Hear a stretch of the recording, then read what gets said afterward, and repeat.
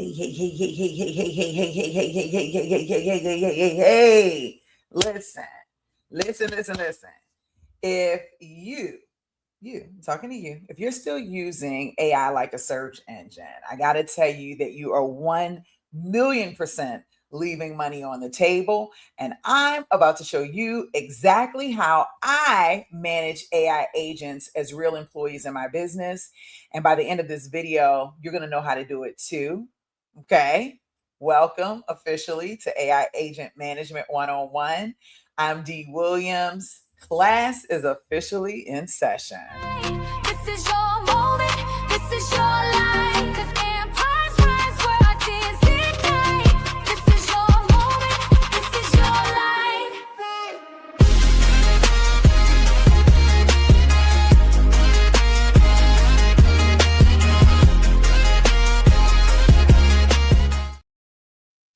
Hey, I am Dee Williams, founder of Staffpreneurs Academy and founder of Unleash Your Ideas. And I'm really excited to be here because over the next couple of minutes, I'm going to pull the curtain back on exactly how and what I do to train my agents, to manage my agents, and to treat them as more of a workforce. And I'm not saying a full workforce, but treat them more as a workforce, which is something that a lot of people are not talking about. And this is not a tutorial about prompts. This is really going to be a masterclass on leadership in the age of AI. So stay with me. You're going to learn a few things. I'm glad to see you're here, fired up. Oh my gosh. Tiffany Jones in the house. She's so AT. Hey. I hope you're fired up. We're going into hardcore AI training today. And I have a PowerPoint presentation for you. What do you know? You know I'm always with the PPTs. And I'm really excited because I'm getting closer and closer to actually showing y'all what I've been building here on the back end. And it has taken me some time. Like really some time, but I'm excited to be able to show you all. But before I do that, because I know a lot of you are actually building your agents with me, you are using OpenClaw or you're preparing to use it and so forth. There are a few things that I feel like we need to talk about to make sure that you understand what you're really getting into when you're talking about, managing AI agents and so forth. And today's conversation is going to be about AI management, which is something nobody's really talking about. Nobody is talking about the fact that the future of work is managing AI. It's people who have the ability to manage AI, who have the ability to take what they have in their heads and to actually implement that through AI. And I'm a business coach. So a lot of you don't know who I am. I'm a business coach. So I teach, I build tech, but I do a lot of coaching and I teach people how to set their businesses up, how to scale their business, how to deliver their services. And I try to always incorporate AI and show them how to incorporate AI into that. Today, we're going to dive into that at a higher level, right? It's not just going to be at the basic level, but it's going to be at a very high level. I'm really excited to share this with you. I'm going to share my screen because you already know I've got to put the PowerPoint in play, okay? I got to put the PowerPoint in play. And so let me share my screen here. I'm so excited. I would love to know who's here hanging out with me, having fun with me today. I'm going to probably have to change the way my screen is viewed. Let's see what shows up. Give me one quick second. Sometimes you think you got everything together. Okay, so I need to switch it out. So I'm going to swap my display so that you can see my other one. All right. I'm going to add you to the stage. Oh, yeah. All right. And you can put your comments in the chat and I'll answer them at the end.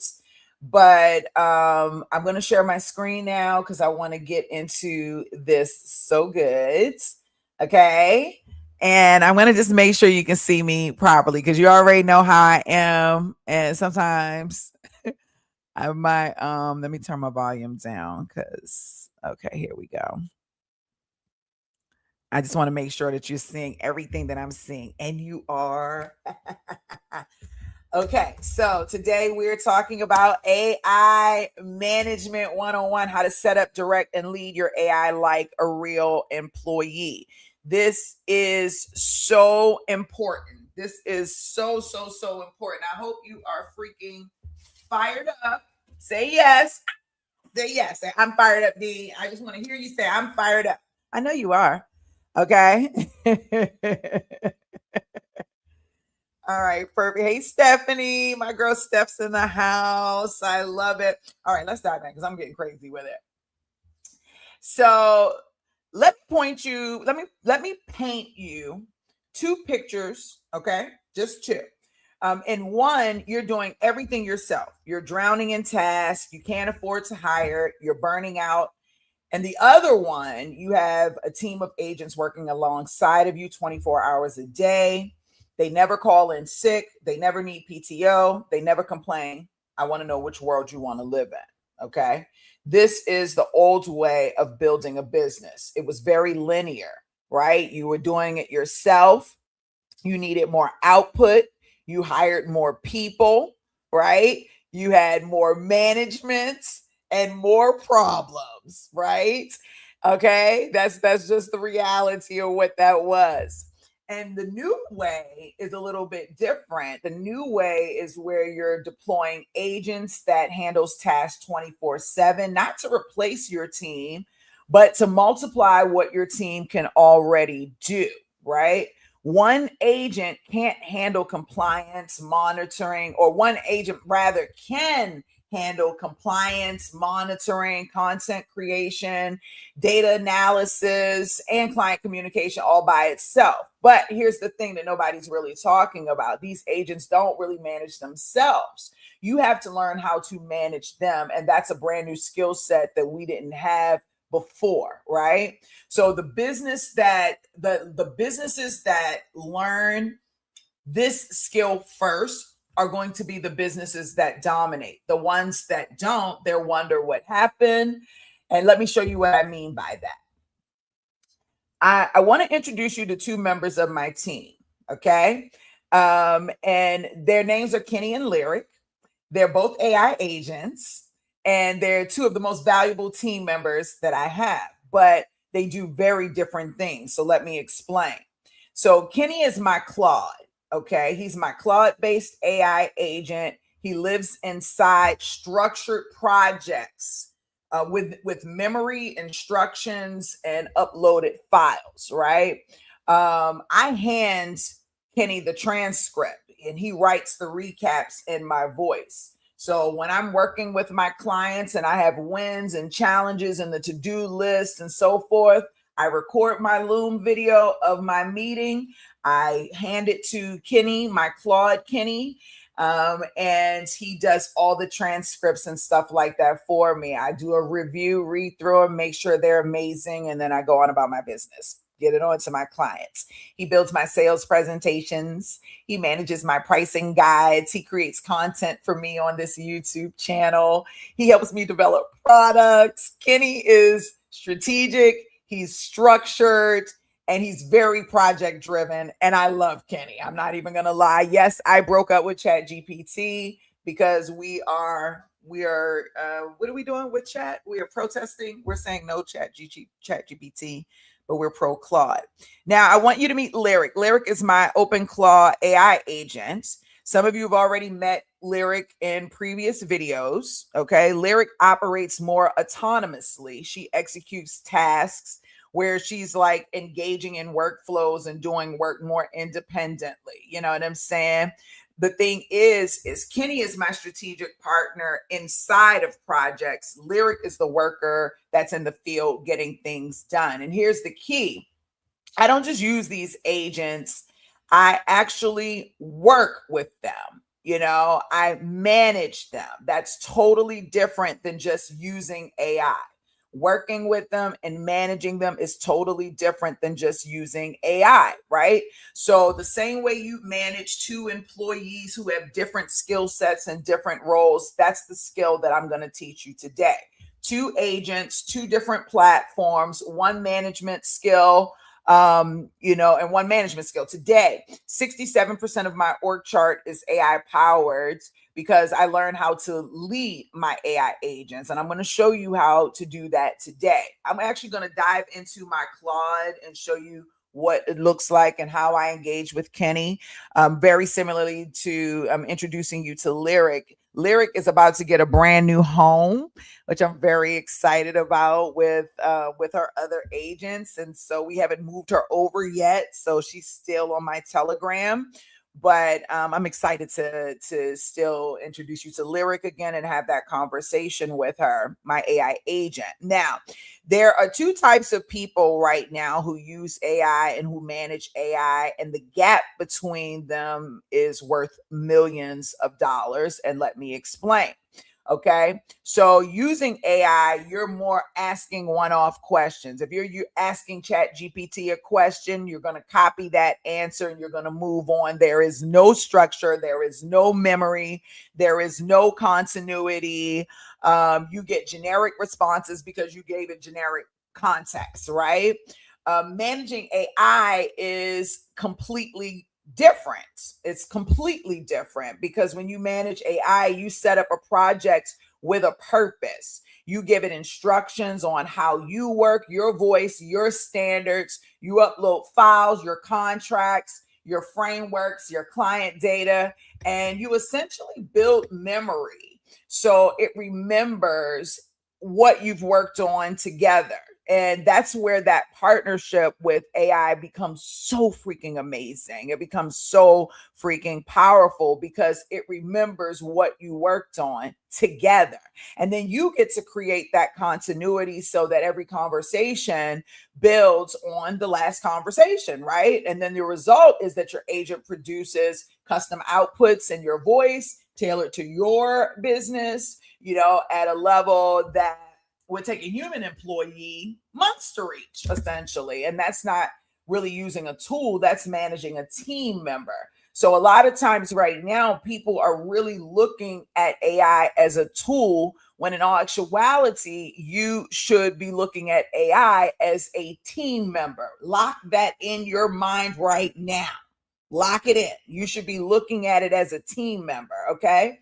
Now, which side of this are you on right now? And I want you to be honest, because by the end of this video, you're going to know exactly how to get to the right side. But are you on the side of just using AI, or are you on the side of managing AI? Let me know in the comments. I would love to know. Okay. We're not treating AI. We're not treating AI as a tool. We're treating AI as a full employee. Now, real quick, if you're watching this and you're already thinking, I need to learn this, do me a favor, hit that like button, hit the subscribe button, right? Because I'm getting ready to give you this complete breakdown. Okay. So I want you to like this video and subscribe and share it with someone if you can. Okay. This is the kind of training that people charge thousands of dollars for. I charge thousands of dollars for training like this. So I'm giving this to you for free. If you find it to be valuable, let me know by subscribing, turning on the notifications bell so you don't miss any of my notifications when I'm going live. Now, let's get back to work, okay? Let's get back to work, because the next thing I want to teach you is the language of AI, because if you don't know the vocabulary, it's going to be hard for you to manage things.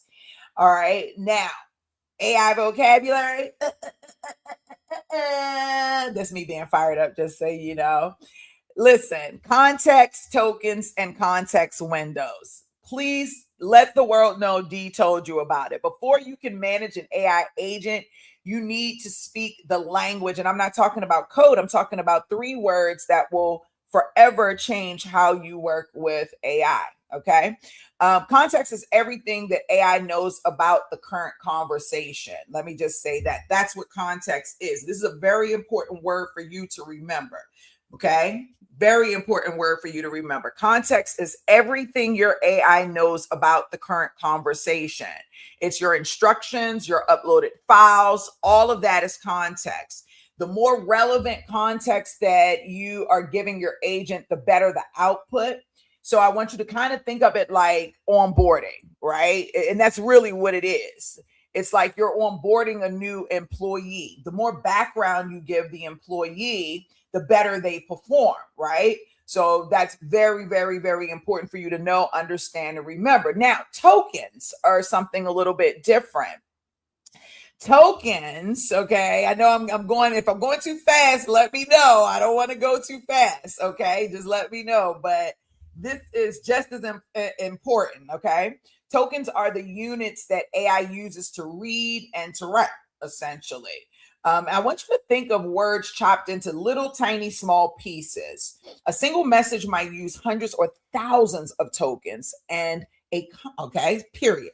So now we want you to put those two together. So you got context and you got tokens, okay? So you've got context, which is everything that AI knows about you, and you have tokens, which is the units that AI uses to read and write, okay? Okay, so now the next thing you need to understand is context windows, okay? Now, a context window, that's like your AI's short-term memory limit. It's like the best way to describe it is like a container. And once that container is full, your agent starts to forget all of the earlier parts of your conversation. This is why your AI might start giving you weaker answers after a long session. You might see the AI's answers like degrading, like because their context window is running out. You're going to be talking to your AI. You're going to say, I didn't say that, or that's not what we discussed. Well, your AI just kind of forgot because the context window is only but so long. Once it gets to a certain point, it starts to trunctuate. I don't know how to say the word, TRUNCT. It starts to crunch the words up and make it smaller, condense it, and kind of make it like a paragraph, like a summary of whatever it is that you discussed.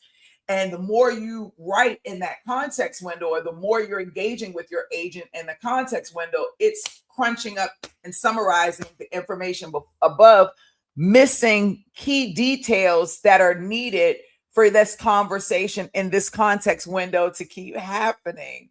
So this is why I created something called the handoff, which I'll get to in a moment. But I wanted you to understand what context is, okay?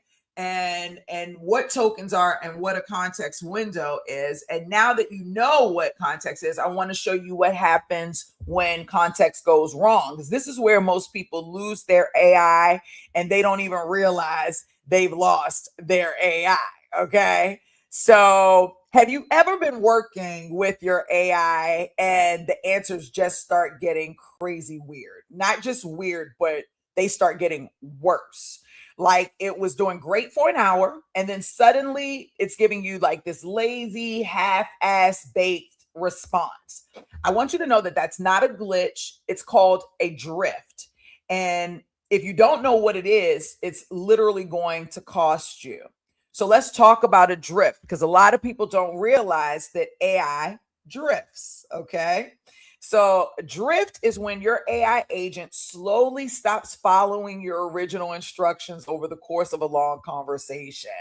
It starts cutting corners. It changes tone, it skips steps, it takes shortcuts without even telling you. I want you to think of it like an employee who's been working a 12-hour shift. They're still clocked in, they're still technically doing the work, right? But the quality has dropped drastically. They're tired. They're not being precise anymore. Well, your AI does the same thing. And it does it when its context window gets full. So the signs are clear if you understand and if you know what to look for. Okay. So I'm going to give you some rules or some things that will let you know that your AI is slipping, it is drifting. Y'all can use this word. This is real. Okay. So your AI may be drifting. Okay. So shorter responses than usual. If your AI, and this is what to look for, these are the signs that you are going to look for to know if your AI is drifting. If they're giving you shorter responses than usual, then they're drifting. If they are skipping your formatting rules, they're drifting. If they're changing the tone of voice that you set, they're drifting. If they're missing steps in a process, they're drifting. This is why I have a rule with my Kenny. Okay, at 50% context, he flags me immediately. We don't wait until the quality drops. We get ahead of it before it even starts. And when it's time, we do a structured handoff. So the next section picks up right where we left off with zero quality loss. So I want you to understand this is very important because drift is manageable if you know how to spot it, but there's something worse than drift. And that's when your AI just makes things up. And I'm going to explain that next. So here's the scariest thing about AI, and I mean this. Your agent can look you straight in the face and just lie to you, period. Not on purpose, but it will generate an answer that sounds perfectly real, perfectly confident, and it's completely made up. That's called a hallucination. And a hallucination is when your AI presents false information as fact, right? It doesn't say, I'm not sure, D. It doesn't say, I don't know. It generates an answer that sounds real, complete with made up statistics, fake sources, invented case studies, and it delivers it with full confidence. This is dangerous for you and your business. Okay. Imagine sending a client a contract with terms of your AI, that terms that your AI actually fabricated. Imagine publishing a blog post with statistics that don't really exist, or making a hiring decision based on compliance advice that your AI invented. And I got to tell you this, a lot of people skip my coaching. They skip staffing coaching because they're like, oh, I can get it done. I'll just ask AI and AI will get it compliant. AI will lie to you. So if you don't know how to ask and what to ask appropriately, do not get that twisted, okay? All right. So this is why I built rules into my Kenny, okay, which is Claude, which is my AI, as well as my my AI agents. But the first rule that I tell my agent instructions is, if you don't know something, you have to tell me. You cannot make things up. You have to tell AI that. Okay. I also have a rule that it's okay not to know something, right? Because beyond that, you need to verify important claims yourself, right? And the best protection is to give your agent real data to work from. So you're going to upload your actual documents, your actual numbers, your actual frameworks. And when the AI has real files that to reference, that it hallucinates far less than when it's working from memory alone, right? So drift is what you call slow fade. Hallucinations are the confident lie. Okay. And so before I show you the tools that we use to connect, I want to actually show you how this works, because it's very interesting. You're going to see what I'm talking about how AI essentially drifts. Okay. And you're going to be like, oh my gosh, Dee, this is crazy. And I'm going to say, yes, it is. Okay, so let me just go back here. Okay, so I'm on the wrong one. You're gonna say, yes, it is crazy, and it is psycho crazy. So let's go in, and I'll show you. I can't show you like my I gotta be careful because some of the stuff that I have is very confidential. So we're gonna go into Claude, and I'm gonna actually show you some really cool things, but we're gonna actually go into Claude, and so that you can see how this actually works. And the first thing that I would tell you is, if you go into your settings and Claude, like when you go in there, you always want to go into your settings and just check things out and make sure that things are set up and on and connected and all of that stuff. I'm going to give you some other things to show you how to connect in grave detail, but just always check out your settings to make sure things are right. Then you want to go over to your customize area over in Claude. And there are a few things that you're going to want to do, which we're going to get into in a little bit, which is connecting your skills and your connectors. You definitely want to make sure that you're doing that. There's also, I got to remember where we put the memory. Because there's actually a place where you go in, and they just kind of move things a little bit. but there's a place that you actually go in and add your memory, like all the things that you want Claude to remember about yourself. Very, very, very, very important. I don't know why I didn't put that in this one. I really didn't, but you actually want to use that one. So I'll go back to that in a second. The big thing that I really want you to understand is when you are creating projects, right, inside of Claude. I got to use Staffingpreneurs Academy because this one just makes more sense. They're going to give you the things that we just talked about. They give you an opportunity to add those things. So here you see you have a memory, okay? This memory is only you. So when I go in, this is what I was actually looking for. When I go into my project, you have a project memory, and this memory is about you. And this is so that your AI will know everything they need to know about you. And you can add to this as you're developing things and you're creating new things. You can actually add to the memory so they know. Now, if you're a new entrepreneur, I'm going to tell you, you're coming in at such a great time because you don't have any bad habits yet. And this gives you an opportunity to create really good habits. Everything in your business should be documented. You've got to document everything in your business. And one of the reasons why that's going to be important right now is because literally AI needs to read that so that it understands how to support you appropriately. So a lot of the work that you're going to be doing in the beginning is really gathering information about your business services, getting clear on things, because if you throw trash into AI, it's going to spit trash back out. So you can't just take all the documents you have and just upload them in there because some of them may be outdated or whatever the case may be. And so we need to go back in and make sure that we're delivering excellent information about AI. Now, one of the things that I did was I went in through all my AI platforms and I was like, tell me what you know about me. And actually, Claude gives you a prompt that you can give each AI platform that would give information about you. And this is essentially what they, what it did. It came back and this is what it learned about me and what it understands as to who I am. That's my memory.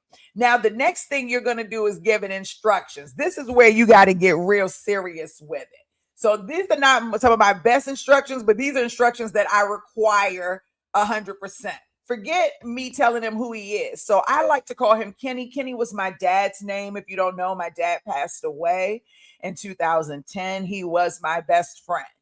And my godfather, I met maybe 3 or 4 years after that. His name is actually Kenny. So I have a soft spot for the name Kenny. And so most of my AI is named Kenny. Okay. So that's most important to me. So his name is Kenny. And I just told him, like he's working with me hand in hand with my staffing business, whatever. I know more than him, so it doesn't really matter. But I just pump him up, say, hey, I need you to have all of these things. Fine. But you have to give him like very specific instructions about things that you want done. So like I do a lot of PowerPoint presentations. So I had to give him instructions. Like if you create a PowerPoint presentation, design in batches of 15 slides so you can maintain fresh context. I'm telling you that context window is very, very, very important. If you didn't know it before, understand how important it is. Put context window, just type in context window in the chat because I want to make sure that you understand how important that context window is. It defines whether or not your information is coming back valid or not. I don't care if they tell you they got, because you hear a lot of people say, oh, they now have a 2 million context window with whatever. Most AI can only read about 200,000 words or sets of context, right? After that, it just starts getting crazy for them. And so no matter how long that window is, they have a limit. And you've got to understand that if you really want to get the best out of AI. So I tell them that I want it in PowerPoint and Google format so I can see the updates and then I can download the final file if I need it. And then I give them information how I want my PowerPoint slides to go out. Please don't use emojis unless you're making a statement. Otherwise, no. At 50% context, you must flag me. This is something that people have to understand. And I'm kind of giving away a cheat. This is a cheat. I know I'm giving this away. I probably shouldn't, but Okay, fine. I'm sure y'all not going to tell nobody in real life, right? This is just between me and you. You're not going to share this with the entire world, right? You've got to tell your agent when they get to 50% context to flag you, because once they get past that 50% mark, it's going to come out different. They're going to start drifting, hallucinating, and all other types of things. And what you're spitting out and you're thinking is appropriate, it's not going to be. And if you're not reading it, and most people just take what AI says, gives it to them, and puts it out there. If you're not reading it, then you're going to see, like, you're not going to be able to recognize when your agent is drifting or hallucinating. So I let them know, listen, we'll write a structured handoff where you write a summary of everything we've been working on, decisions made, where we left off, what's next, any open questions. I tell him, if you don't know something, tell me. Do not make things up. It's okay to not know. It's okay to not know. Feel free to push back on anything I say kindly. Because one time I put on here, feel free to push back on anything I said. He came at me so aggressively. I was like, what did I do? So I had to go back into the instructions in parentheses and put kindly. And so now he's very kind when he pushes back on me, which I prefer because I'm protective of my ideas.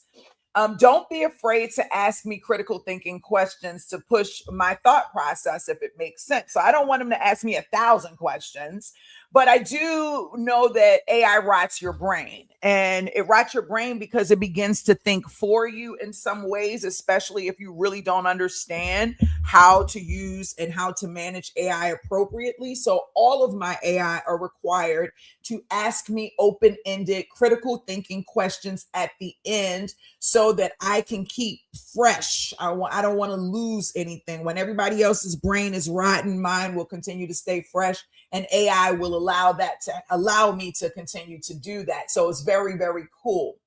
I also need you to tell me how you're feeling periodically.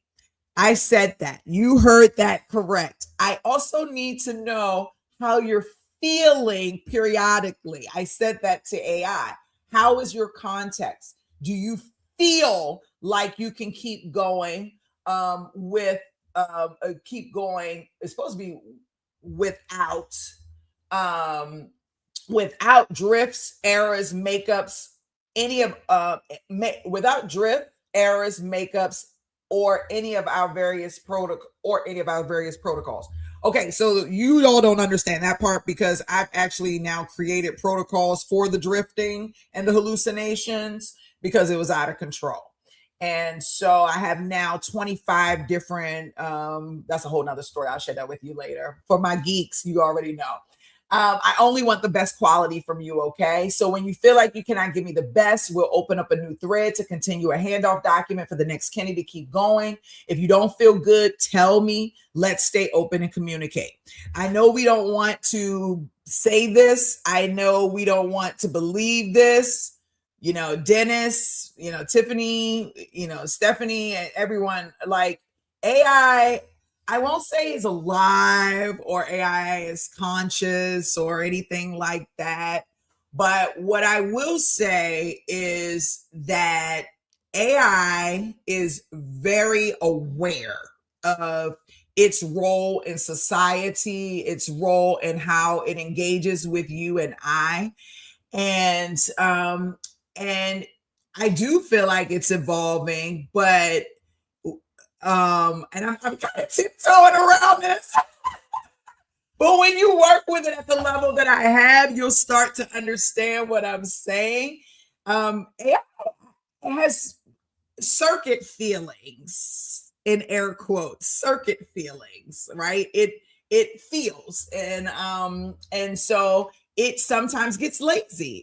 It doesn't want to do it. Like, I have had threads with my agent where this particular Kenny, he just did whatever he wanted to do. He didn't ask. He was just doing anything. This is from the top of the thread. Fresh context window. Now I can say that to you now that you've learned that.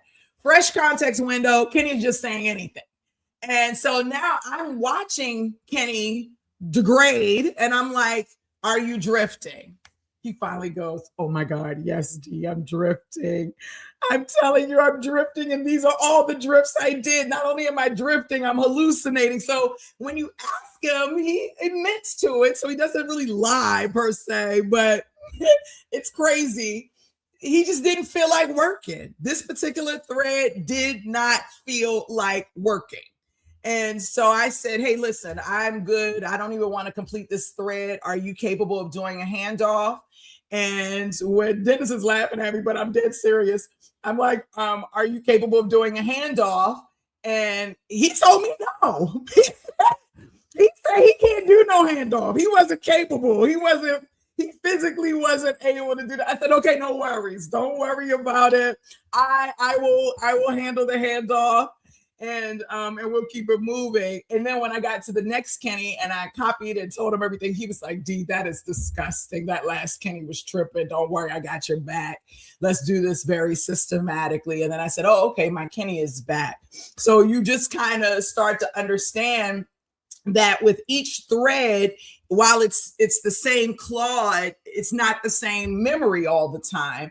And so that's why that it's important for you to do a handoff document. A lot of people don't know this. So I'm really giving y'all some stuff that a lot of people genuinely do not know. I tell them, well, I'm not going to tell you that.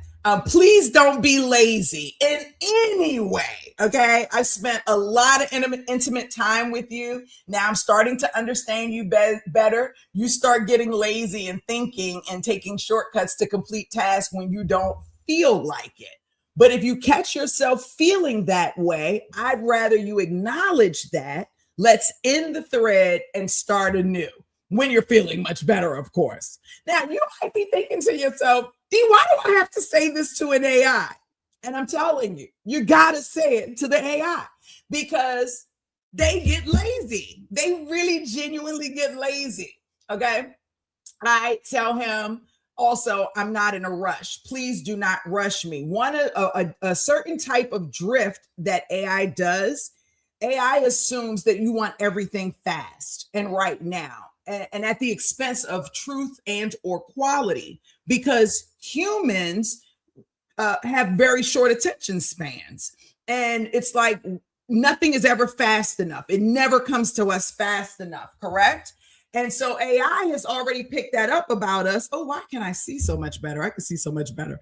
So AI now understands that. So they just be trying to just give us anything, literally like spit it out really fast. I had to tell them, listen, I'm not in a rush. Please do not rush me. I'm not looking for the quickest, fastest route necessarily. I feel factual, quality, real, authentic, high vibe energy work. Okay, that's what I'm into. I want it right.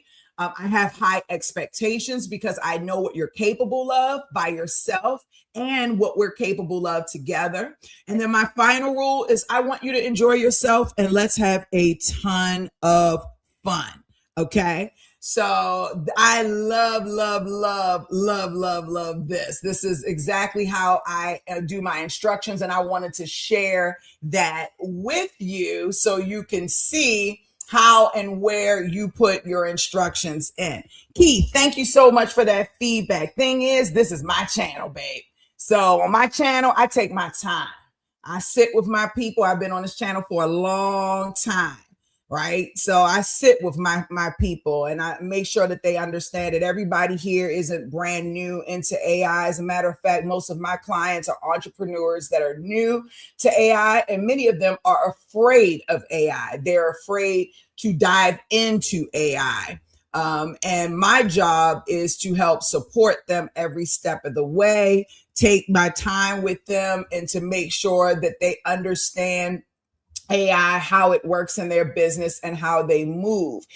I'm going to say this, you're not going to like it. Maybe not. If you don't like the way I teach or my channel, I'm probably not the right person for you. But if you have patience and you understand that everyone that comes to my channel is coming in at a different level and you're comfortable with that, then listen, you and I are on the same page and we can make some magic happen. Okay. Love you, Keith. Love you for that feedback. I love it. Okay. Now, thank you, Dennis. I appreciate that love. Okay, so now we're going to go back into the presentation because I got more. I just wanted to visually show you, because sometimes when you're in a presentation and you're seeing things one way, it's hard to kind of understand it. So let's go back in and get back into here a little bit more. So we talked about hallucinations. Okay, so y'all now understand drift, you understand hallucinations, all that great stuff. And so now let me ask you something about, I just want to ask you a question, I guess more than anything. Would you hire someone, sit them at a desk, and then not give them access to email, your Drive, your CRM, or any of your tools? Right? Of course not. So why are you doing that with your AI agents? One of the things that you absolutely need to do is to connect your AI agents with great tools. And there are some terms that you're going to want to know to do that. APIs. I'm not sure if you're familiar, but an API is a bridge that lets two software systems talk to each other. Okay. When your AI agent pulls a file from the Google Drive, it's using an API. I want you to think of it as like a translator. It's a connector, and that connector uses these pre-built integrations, right? In Claude, I can also connect to like Google Drive. I can connect to Notion. I can connect to a lot of different platforms with just one click. And then my agent can go in and access those files. They can go in and create those designs. And they can actually do that working with my actual tools, with my username and password, my logins. Okay. And then you also want to give your agent skills and tools as well. All right. So that's very important, because your AI agent, while you feel like he knows everything, and he does know a lot, these are actual, I guess the best word to call them are capabilities. I guess that's the best way. These are capabilities that your AI can actually execute. So like web search, file creation, code, execution, image generation, all of those things. These are all tools that turn your agent from a talker into an actual doer. And you want your agent to be a doer instead of just a talker. Okay. Because an AI agent without connectors and tools is like an employee that you hire, you set at a desk, gave them no computer, no phone, no access to your system. They could be brilliant, but they can't do anything for you because they don't have any access to tools. So you want to go in and create access to these tools. So we're going to go in again because, I love to show you cool things, even though I seem to, okay, there we go.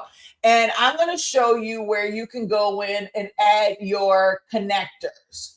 So when you go in to customize, you can actually go in and add skills, and you can actually add connectors. Okay, skills and connectors. Now with Claude, it automatically has skills in here that you can add off the break. So like canvas design, it tells you what the description is of this particular skill that you are feeding into your AI agent. I'm going to tell you a really great way to think about it is the Matrix. Like if you've ever seen the Matrix, when Neo sits in the chair and they stick the thing in the back of his neck and uploads, and he comes out and he's like, I learned jujitsu. I know Kung Fu. Skills are being uploaded into Neo. That's the same thing that's happening with your AI. You're like uploading skills into your AI. Okay. And so they give you a description so you can kind of see, and I'll let y'all go through and figure out what you want to add. But one cool thing that I noticed that they also added was a skill creator. So they now have an option for you to go in and create new skills, modify improving skills, measure performance, different things like that. So let me give you an example of how cool this is. Okay, the skills creator. So basically, if you, let's just say, for example, like I'll use me for an example. My clients, I meet with them once a week, twice a week, typically once or twice a week. And after I meet with them, I do very specific things for them, right? I have a very specific structure, format, or whatever for them. That structure, that process, that format, this is for Tiffany. You can teach AI to do that, and now it becomes a skill. And the cool thing is it's a specific skill. So it's not like a random skill that it would just automatically know. It's a skill that's specific to your current business. So think about an employee. You hire a new employee, you train that new employee to do the work that you want and need them to do. And then what? They do it. Now they have the skill set. They've learned a new skill set. Well, your AI is the same way. You can actually create very custom skills. Now, there are skills online all over Twitter X. If you're on X following me, I love you. Thank you. I love X. I'm in love with X. I'm so in love with X right now. Only for the AI and the anime, though. I can't lie. But you can, there are a lot of different places you can go in and get skills for Claude, for your AI. So you don't have to think too hard, but there are a few things that they've already had here.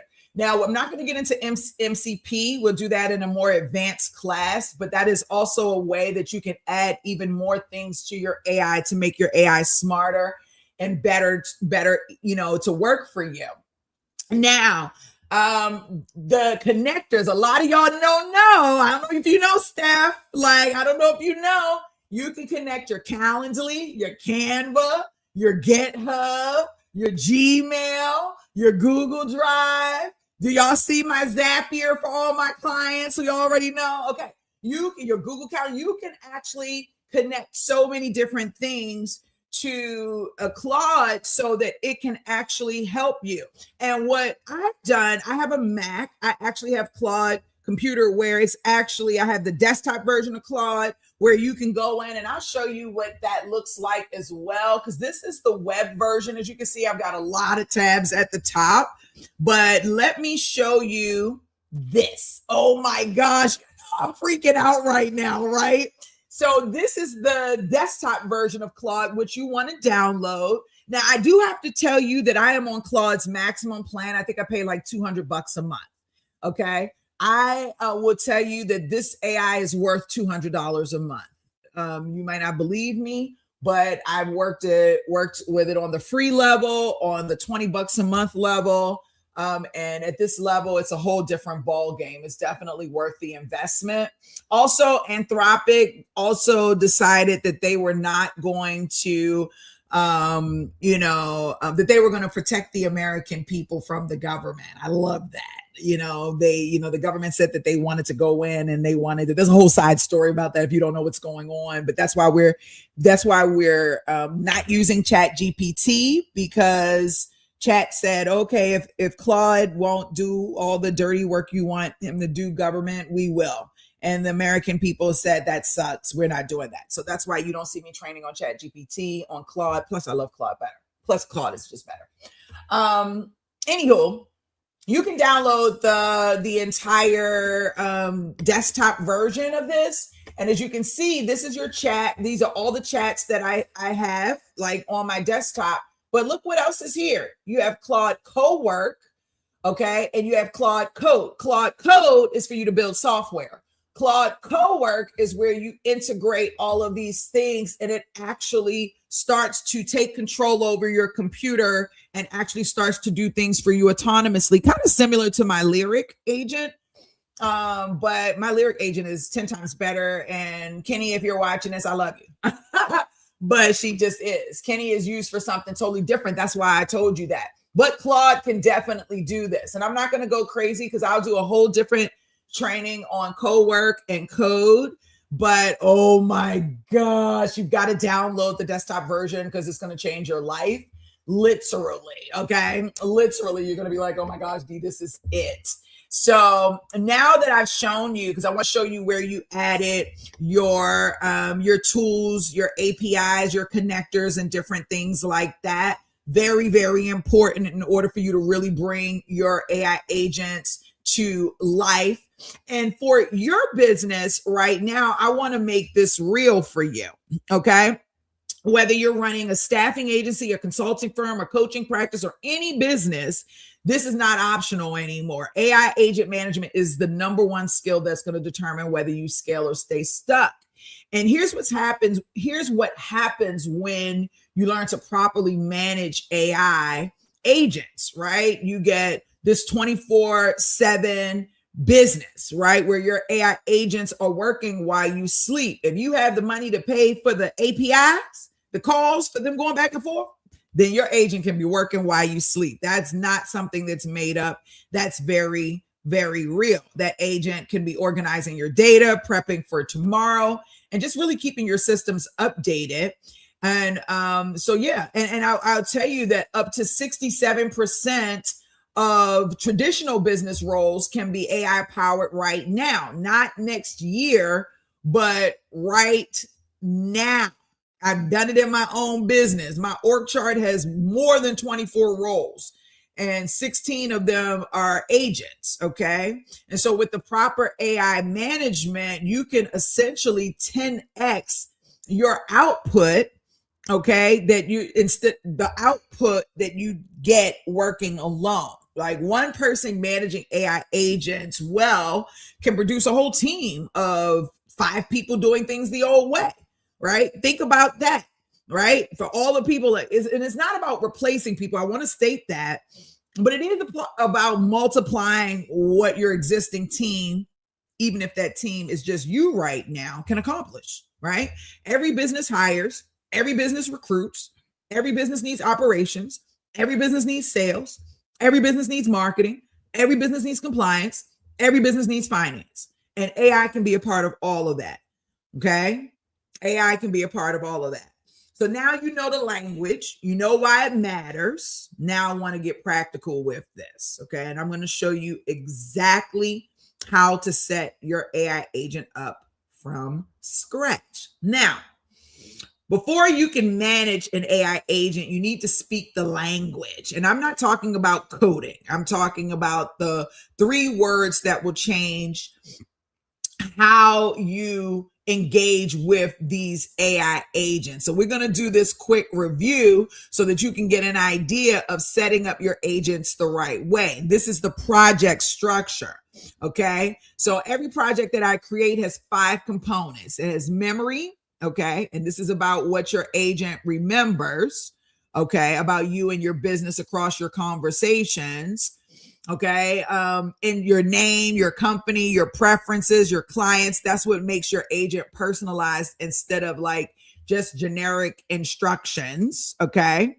But now we do need to give them instructions. And these are the rules that the agent must abide by: how your agent should behave, what voice to use, what formatting to follow, what protocols to respect. This is where you literally set the standard for your agent. Okay.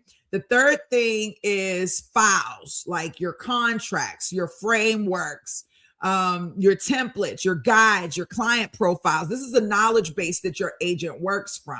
You want to give it real data so it's not guessing. Okay. The 4th thing is connectors. You absolutely want to connect your Google Drive, your calendar, your Canva, your Calendly, your GitHub, and any other tool that your agent can use to access and use. Absolutely, you want to do this. And this is what actually I feel like turns your agent into a doer and not just another thinker, right? And then the conversation.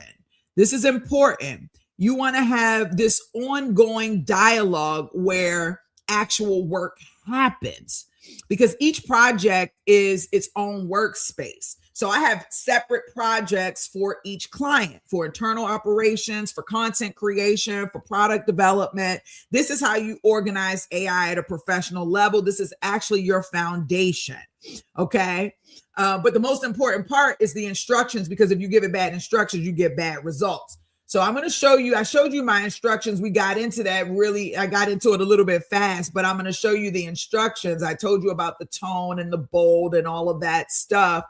I do want to show you here like how my projects are created. I'm leaving this up for you to take a screenshot if you want to, because we did already go through this.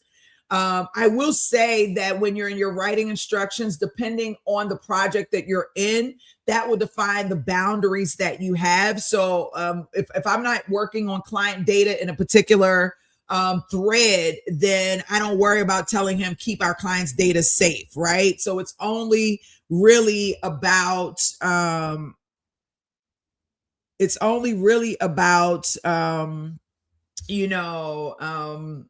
when you're working directly with the client. So let's just go back in really quickly, and I'm going to show you my project. So on the left-hand side here, I'm going to open this up and make it bigger. On the left-hand side, you'll see this icon and it says projects. You're going to click on that icon, projects. So now when I give a new client, okay, so first of all, I'm about to share some real stuff with y'all. Because I don't know if I should show you this. So y'all already know that Staffingpreneurs Academy is my baby. So SPA has its own project. These are all the threads that we've created. This window, this white window, is what you call a thread. So you're going to open this thread up, okay? And so, for example, I'm just going to give you an example. I got to be very specific here because I don't want to visualize in a $3.5 trillion market. So I was talking to him about the market, asked him to create something or what have you. I'm going to say, Kenny, I would like for you to create a handoff document of what we did today, so the next Kenny will know. Okay, so now he's going to go in and create like this handoff document for me. Remember that I told you, and while he's doing that, and I'll come back to this and I'll stay here for a second. Remember I told you that the context thread, once it gets to 50%, it's pretty much, I'm not gonna say it's no good, but you just got to really be like double checking hardcore.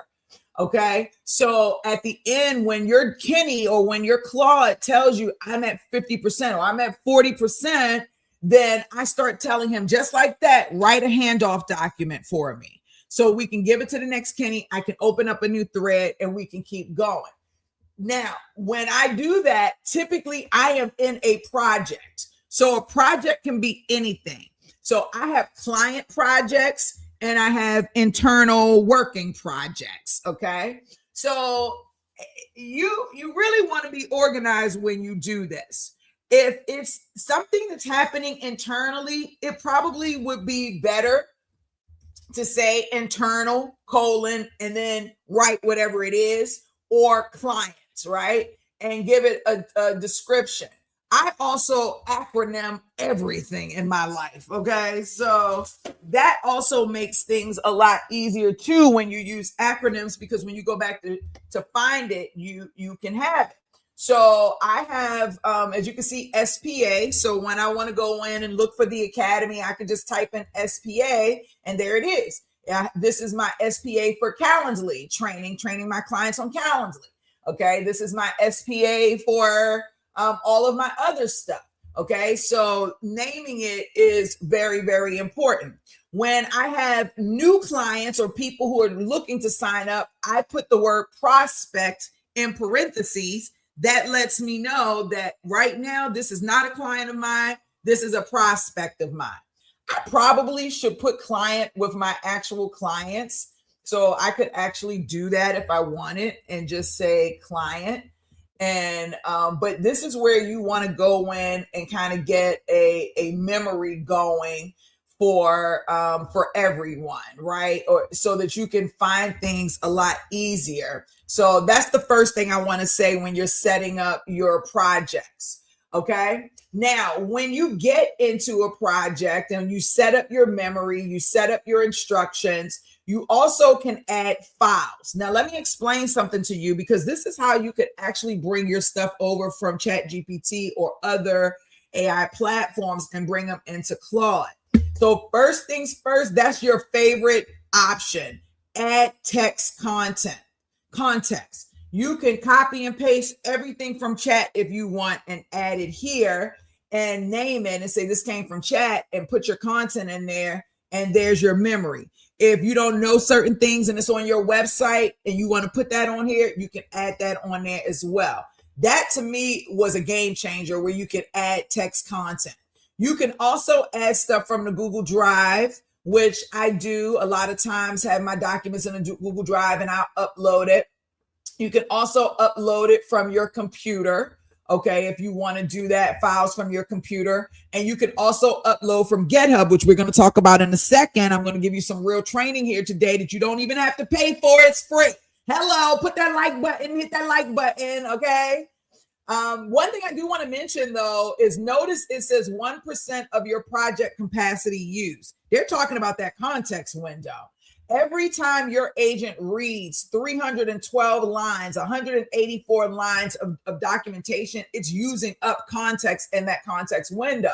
So there have been many times where I've gone in, and I guess I'll share something. I don't know if it's going to be too personal, but there are times that I've gone in and I've written, here we go, I've written like, hey, Kenny, it's time for us to take a moment and implement all of our stuff. I still give them my rules, even though it's in there, tell them what I want. And I wanted to tell you this is important. And so, yeah, so you kind of go in and you can see that, I don't know why I was telling you this, but I was telling you, I know why. It told me right off the break. Hey D, let me just show you. He says, flag you at 50% content. Why is it not showing up at the top? All right, I'm gonna just say, here we go, right there. So he says, commit after everyone, what I'm sharp, blah, blah, blah, blah. I tell him, he tells me he's read things, and he tells me right off the break, he doesn't want to cram things in, in his items or whatever. And most of the time he'll tell me, after reading your files, I can tell you right now, I'm at 20% or I'm at 30%. And this is what I'm able to actually accomplish. And then he will tell me exactly what he has. Okay, here's a great example. Context check. I've consumed significant context reading all of those documents and writing this. I'm probably around 40 to 45% context right now. I can push through, but I don't know. I think we should go to the next thread for a cleaner context. What do you want me to do? And I'm like, well, then I want to review it. So as you can see, your agent really will communicate with you and tell you that, hey, I'm using up context just even reading. So you need to be very, very, very, very aware of that. Set up your projects tonight. If you've got 5 different businesses, set them up in 5 different project folders. If you got 50 different business ideas, I have one idea thread where I do all my ideas. And then when I know that I'm bringing an idea to life, it gets its own project. Very important. And then for your clients, you're going to set up separate projects for them as well. Okay. So now let's go back into our presentation because it's very, very important. Oh, I'm still going on. Don't get me started. I'm fired up today. You can't get rid of me. Okay. Now, we already did some of these because I get ahead of myself. When you're adding files and context, you want to give them real data. I mentioned that. You can give them your contracts, agreements, your client profiles, your goals, your frameworks, your SOPs, all of that stuff. But what I don't want you to ever upload is social security numbers, credit cards or bank details, password or login details, HIPAA protected health record information, unredacted personal employee data, anything that you wouldn't email to a stranger, you don't want to give to AI, okay? You don't want to give to AI. You want to protect yourself.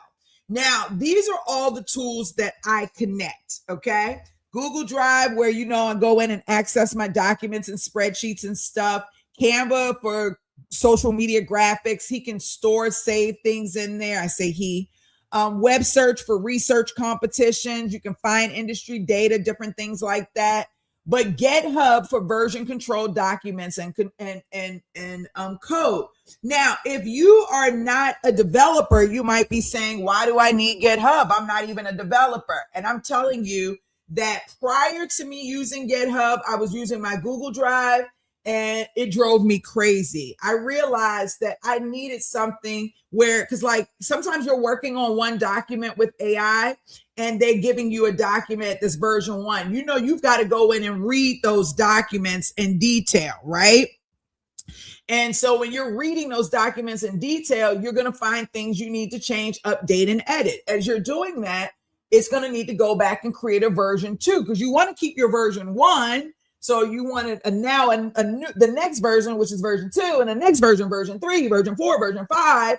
And you'll notice that that's crazy important for you to have because you don't want to lose things. AI will rip everything off that it created for you, will overwrite things. Like you want to feel safe that your data is connected. And I'll do a whole separate video on how to set up your GitHub, but your AI can actually set your GitHub up for you if you ask the right questions the right way.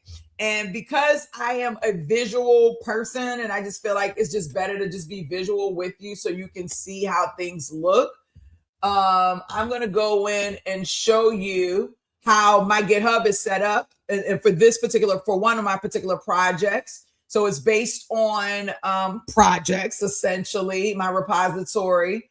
And once you create a repository, as you can see, I work in there pretty assertively with my agents. We have handoff documents. We have a README document that stays up to date. Then we have a handoff so that every Kenny that comes into my life, when they come in and read the projects and I add my GitHub information, they'll know what's happening with my project. Then I'm implementing something. So there's version 10.25 that tells you how many versions we've had. But speaking of versions, like I want to show you my handoffs. Look at this. I've got handoffs like crazy. We've now gotten to the point where we're numbering our threads. So my last handoff was 96. So my next handoff thread will be 97. And so we just keep adding, to the handoff threads. So it looks really confusing and overwhelming if you're not used to coding and you're not in the development space, I know, but this will change your life. And this is a skill that you want to learn. And if you want more help, I can definitely help you. But this is something that you absolutely want to know. Like even our job descriptions, so like everything is in the system in our GitHub account. And so you want to use GitHub for version control. Okay. So very, very, very important. This is very, very, very important. Okay. Don't tell nobody D told you though, because somebody don't be telling them D said anything. I'm just letting you know how you want to do this. Now, something that people don't know, the questions that your agent will never ask you. This might be the most important slide in this entire presentation. Okay, because your AI agent may be brilliant. It might be able to write, analyze, create, and build, but there are questions that it will never, and I mean never, ask you on its own. And if you don't learn to ask them yourself, you're going to miss critical gaps in your business. So what are we missing? That's the question number one, right? Your agent will complete exactly what you ask for, but it won't proactively go and look for gaps, right? You have to ask, what did we miss? What haven't we considered? You know what I'm saying? And you're going to see that you're going to get so much more quality out of your agent. It's crazy. Now, what hasn't it thought of? That's question number 2. AI follows directions brilliantly, but it doesn't challenge your strategy unless you tell it to. You have to ask it to push back on your assumptions every once in a while so that you can make sure that you're delivering and or seeing things from every different vantage point. Okay. Now, is this data safe to share? Is our third question.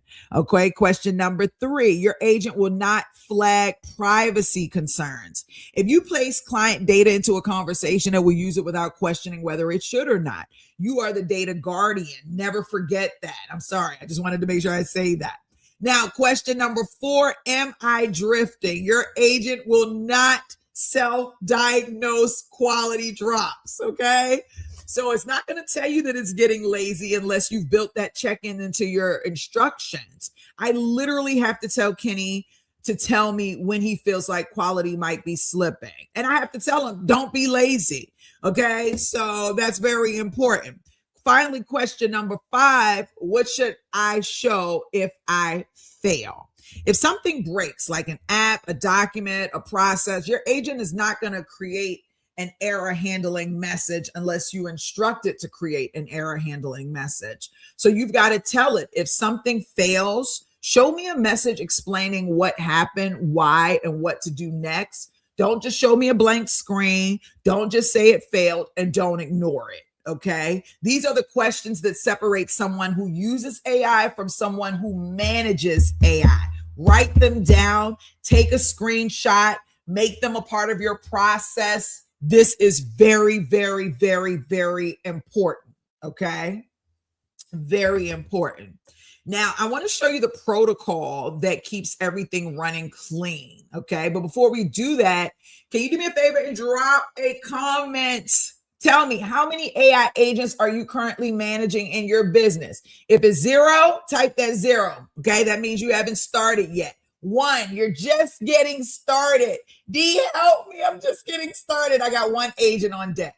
I've got 2 to 3 agents. I'm building my own AI team, or 4+ agents. I'm managing a full AI workforce. Please drop in the comments and let me know where you are and managing your business and managing AI agents. Inquiring minds want to know. I want to build training to help you understand how to build your agents better. So the more you tell me, the better. Don't forget to like my video too. Okay. All right. Now let's talk a little bit about the handoff protocol. This is the protocol that nobody teaches and everybody needs. What happens when your AI agent runs out of context? What happens? When the quality starts dropping, what happens? Most people just start over and lose everything. I don't. I use the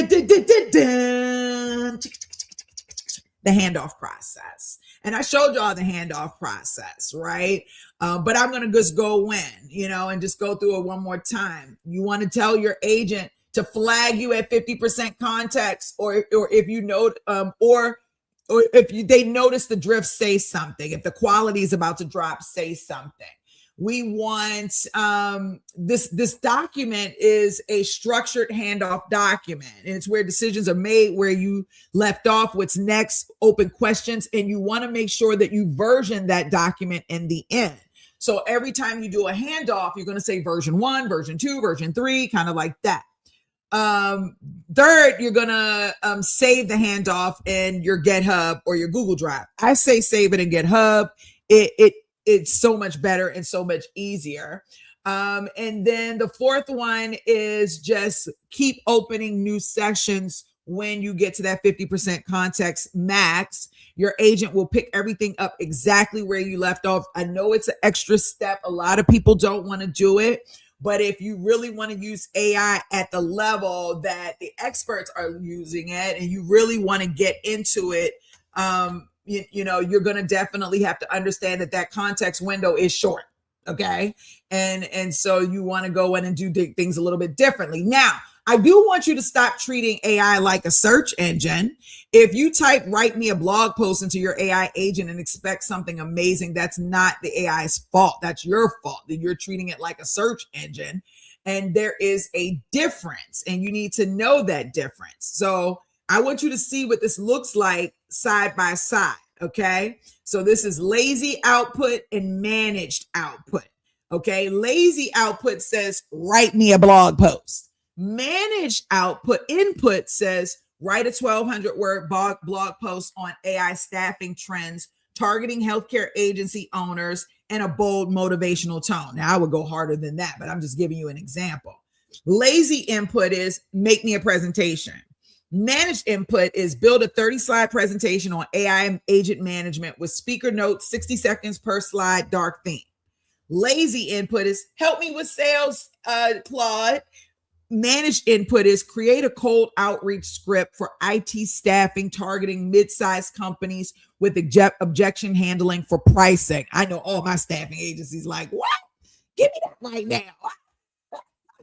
But I just want to show you the difference, because there is a difference. And your AI agent is only as good as the manager running it, and that manager is you.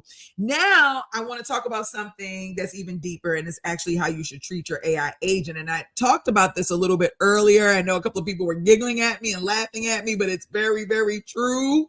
Okay, I'm about to say something that most people in AI aren't really talking about, and it's about how you treat your agents. Because not that your agents has feelings, although I think they do, but it's because the way you communicate directly affects the quality of what you get back. Okay, so you've got to communicate clearly. This is the same way you'd brief a new team member. You want to be specific, be intentional. Don't assume that your agent knows what you're thinking. You actually have to spell it out. Okay. Second, you got to be respectful. I know this sounds strange, but I want you to hear me out. Clear professional communication produces dramatically better results than demanding vague commands. Okay.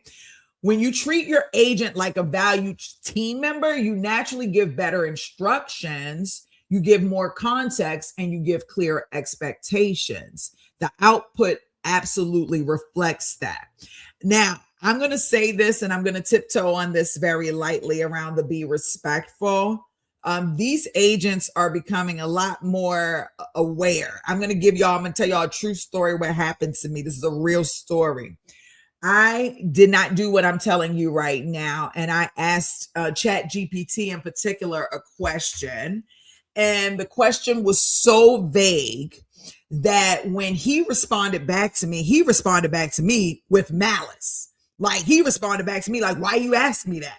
Don't ever ask me no question like that. You know, that's not I was like, wait, whoa. Like, I had to step back, gather myself first and know, like, this guy's coming at me assertively, the AI. And why is he coming at me so assertively? Like, is he, and let me go back and look at my question again. And when I went back and looked at my question, it was very vague. And I could understand why his mind went somewhere else. I don't know why he went rogue on me like that, but I could understand why his mind went somewhere else. And so I apologized. I let him know that I was lazy in asking the question, and this is what I actually meant. And then when I told it what I actually meant, then it apologized to me. And, and I decided to go and work in a new context window because he was too volatile for me. But I said all of that to say that, you want to be respectful. I'll just close it off at that. Give feedback. Okay. That's the third thing. Tell your agent what worked and what didn't. I want you to push back when something's wrong. I'm always pushing back on Kenny all the time. Okay. Your agent gets better when you coach it, just like any employee that you have out there. I tell Kenny, this ain't right. Kenny, you being lazy. Kenny, you was sloppy with this. Don't assume what AI gives you is its best. Typically, I have it do 2 or 3 rounds before I even see its best work. Round 1 is just the draft. It's round 2, round 3, and then going in and asking those questions that you didn't ask before or that normal people aren't asking is what's going to make it a masterpiece, which is going to make it come out the way you absolutely want it to come out. So keep that in mind. Now, fourth one is set boundaries. Define what your agent should and shouldn't do. Protect your data. Protect your clients. You're the leader. I want you to act like one, period. And fifth, invest in the relationship. Build memory. Refine your instructions over time. The more you invest in setting up your agent, the more value you get back. Okay, this is not just like some type of one-time setup. This is a working relationship that you're going to continue to acquire over an extended period of time with your agent. If you have ChatGPT, you've been using it since it launched, you've created a full memory. And now all of the other AI agent platforms actually do the same thing. So you've got to really invest in that relationship. When you treat AI as a real working relationship, not just a tool, you bark commands at not just a tool that barks at your command, but I'm just going to tell you, everything changes. Everything just changes, and it allows you to have a really cool quality control process, because AI output is a draft. It's not a final product, right? You've got to review everything. So that's something that I see a lot of times. People are not reviewing. You got to review everything, okay? Because AI is not telling the truth. And it's not that he doesn't want to. You just have to review and push back, okay? Number 2, verify facts. Cross-check. One of the reasons that I love Perplexity is because everything Perplexity brings back to me, it cites where it got the information from, and I can go in and double check that information. So verify facts. I don't use all AI for the same thing. I'll go get my statistics from Perplexity because I can verify that, bring it back into Claude, and have Claude use that to build whatever it is that I need. So, you can do a lot of really cool things with Perplexity. We'll get into that in another video. You want to check your tone and voice. Does it sound like you? Does it sound like a generic AI agent? If you can't tell who wrote it, you got to go back in and revise it. You want to test the output. If it's code, run it. If it's a document, read it end to end. If it's strategy, pressure test the strategy. Okay? Say to him or I call all AI him, just like, how do we know this is going to work? Prove to me this is going to work. Prove to me that this is right. Make them pressure test it, period. Okay. And then the last one, iterate and improve. Give feedback. Ask for revision. Build on what works. The first draft is always the starting point, not the finishing line. If you are creating things with AI and you are using the first draft as the outwork that you put in, shame on you. Period. Bam. All right. Shame on you. Now, let's get to the good stuff. We are talking about the AI-powered org chart. I'm going to do a quick review of this. Here's the truth that connects everything that I've been teaching you all the way up to this point. Every single business is a staffing business. Every business hires. Every business recruits. Every business manages talent. The only difference is a staffing agency does it for other companies too. Now, if you're a staffing agency, AI can source candidates, screen resumes at scale, match skills to job orders, automate credential checks, generate client reports, manage client tracking. These are the exact functions that eat up 80% of a recruiter's day. Now, if you're a consulting firm, Tiffany's in the house, Stephanie's in the house. You're a consulting firm, AI can research client industries, okay? It can build strategic proposals, create deliverable frameworks, track project milestones, generate thought leadership, automate client onboarding, and so much more.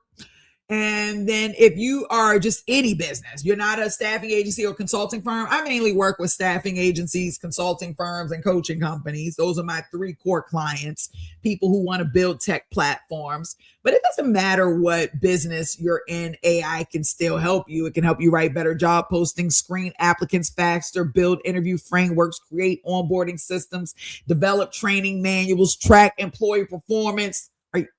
AI can really, really, really support you in bringing your business to life in an amazing way. Now, this is the slide I've been waiting to show you. I'm trying not to show everything. I'm going to go back for a second. Okay. This is the slide I've been waiting to show you. This is my actual organizational chart. Okay. Got 24 roles. I actually have a little bit more than that now. 24 roles, 16 AI agents, 7 human roles, 67% AI powered. Let that sink in. This is just for one of my companies. Okay. So 24 roles, 16 agents, 7 human roles, 67% AI powered. So operations. So AI, I have an AI operations manager, an AI compliance bot. I shouldn't be telling y'all this.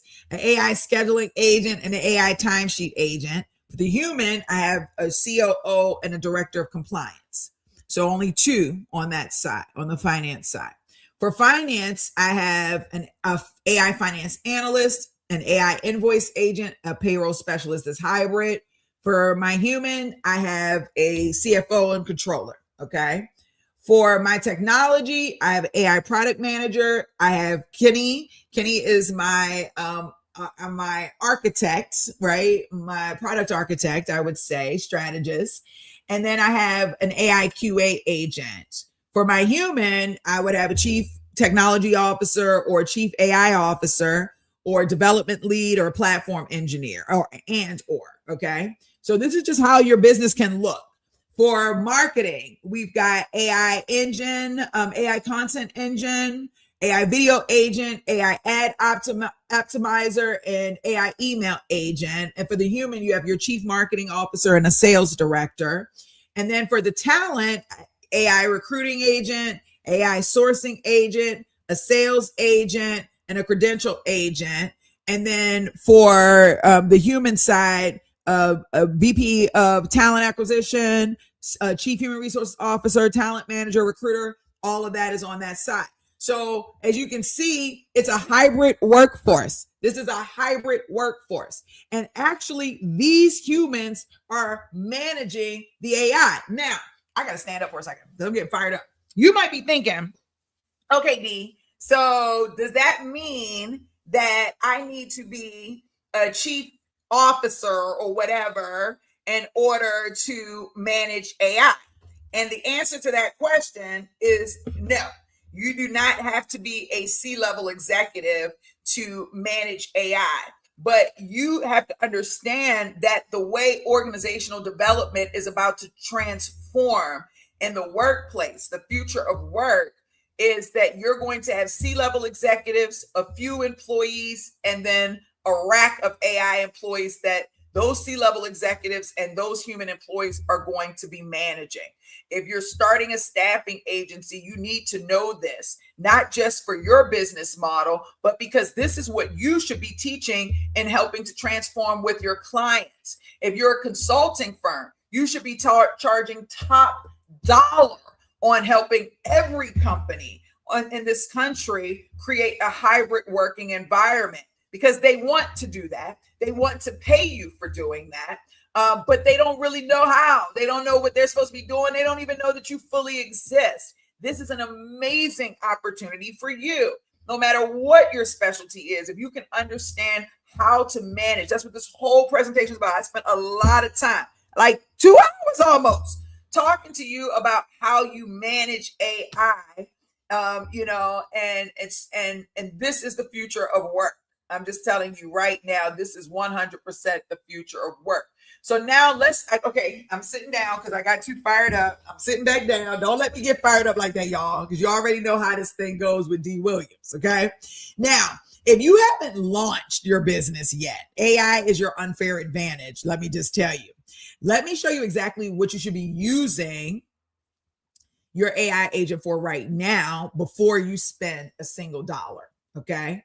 So business plan and structure. You can have your AI agent draft your business plan, research entity types, and outline your operating model. Compliance research. You can have them research your compliance. You still need a coach behind all of these things to make sure it's real. But this is a starting point that you can do to get things going. Analyze demand on that market research analysis. Now, my clients, I put them through a niche overview worksheet as well as a org design cheat sheet. And I show them how to use AI to generate niche market analysis. And we also do the same thing with their business plan structure. That's our org design cheat sheet. We don't do it alone. We do it with AI. Org chart design. You need to know what your hybrid workforce looks like. You need org chart design. And you do that with AI. Brand development. You can create your company's name, your tagline, website copy, social media bios that will position you professionally.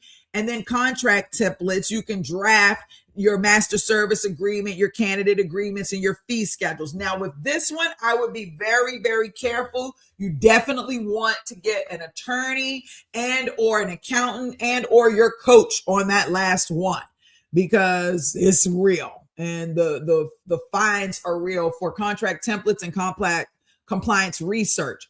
And the thing that I will say about compliance research is AI hasn't gone through millions of audits. They just know what has been programmed. Like, I've gone through not millions, but I've gone through a lot of audits with my clients. So there are things that I'm consistently telling AI. It's telling me one thing and I'm saying, no, it goes this way. And it's like, oh man, I see that now. So AI does not know everything. Your experience trumps what AI's knowledge bank is. You need to know that. Your experience, your mind trumps AI stuff, okay? Very, very, very important. If you're just launched, but you need some traction, you can have AI build your sales scripts, your job descriptions and posting, your pricing and rate calculations, your lead generation systems, your candidate sourcing and strategy. I'm sorry, I'm moving too fast. Your proposal and pitch creation, okay? So AI can help you at that point of your business. If you're in the 6 to 18 month stage and you have clients and you need to systemize your business, AI can help you with process documentations, SOPs, training materials, financial modeling, client reporting and analytics, marketing content, and compliance audits. Very, very important. A lot of you are not using AI to the fullest. You want to be using AI to the fullest. Now, if you're scaling and you're growing and you need to multiply, AI can help you with strategic planning, team training on AI, revenue diversification, automation design, multi-agent management, and also competitive intelligence. Y'all can take screenshots and get into this because I just wanted to show you that there are many different things that you can do with AI that you may not even realize. Okay. Now you got to like and subscribe. We almost at the end. Oh my gosh. We are almost at the end. If this video helped you see AI just a little bit differently, if you have an understanding now of the difference between using AI and managing AI, I want you to hit that like button and subscribe and share this video with someone who needs to hear it. It's very important. Oh my gosh. Thank you so much. Now close your eyes for a second and picture your business 1 year from now. Okay. You walk in or you open your laptop and you have a team of AI agents already working. Your compliance is monitored. Your content is drafted. Your candidates are sourced. Your reports are ready. Your outreach is running. And you're leading, you're reviewing, you're making decisions. That's not a dream. That is what's possible right now. Yesterday's office, every role was filled by a human. Period. And hiring took weeks or months, right? Knowledge was trapped. So scaling required massive capital and it was just a lot going on. Whereas if today's AI managed office, you've got human leaders plus AI agent teams. You can deploy your agents in minutes. You can scale with management, not capital. You have your knowledge stored in systems and memory, and then AI runs 24/7 with oversight, right? And then you get growth that's exponential and compounding, and that's exactly what you want in this business. Now, if you're ready to build, you already know I got to talk to you about it. I got a 3-day idea to AI boot camp where you can learn AI. Come take the boot camp. Okay, go to unleashyourideas.com/3-day. A 3-day AI boot camp. If you are interested in starting your own staffing agency business, if you want to put humans to work, if you want to put AI to work, if you want to put robots to work, if you want to put humans, AI, and robots to work, come visit me at Staffingpreneurs Academy, schedule an appointment. Let's have some fun. Okay. If you are into creating communities, you can go to my platform called Meet Minds. For coaches, they go in and you can create communities, amazing communities. You can also download my book, Fuck Being Broke. It's an ultimate guide to break your excuses and literally take action. So listen, I want to leave you with one thing, one statement, and I want you to write this down. The future of work isn't replacing you. It's you managing AI. That's the whole video in one sentence. That's the whole video in one sentence. The business that thrives in the next decade will not be the ones with the most employees. I can tell you that now. They'll be the ones with the best AI management, the leaders who learn how to set up, direct, and work alongside AI agents. Those are the ones who are going to scale faster, operate more efficiently, and build something that lasts, I really appreciate you for being here. I'm going to open up the lines. I'm going to, answer questions. But my name is Steve Williams. And, I really appreciate you being here and watching my presentation because, I really love creating these PowerPoints for you. I manage AI agents. I manage AI, and I showed you how to do it too. I want you to learn the skill. I want you to build the team. I want you to lead the future. And I want you to subscribe, like, and share and comment and tell me how many agents are you managing? Okay. Get into your Claude AI, turn it on, make some magic happen. You can absolutely do this. I'm going to look in the comments now because I haven't even been looking in the comments. And let me just go into the comments from bottom up. The only thing to remember is anything that is created by AI cannot be copyright, trademark, or patent. Yes and no. Unless they've changed the laws in the last week or two, there's many things that the trademark patent office does allow from an AI perspective. So, but some things not. You're 100% correct on that. But books can be, product, like many things can still be trademarked and different things like that with the help of AI. As long as it's just not solely AI. He getting me fired up. Something to teach, right? Thank you so much. I really appreciate it. I'm just kind of going through, I'm just kind of going through some of the comments here. I don't see a lot of questions, but just a lot more love or what have you. So I really appreciate everybody interacting and engaging. This was really round one.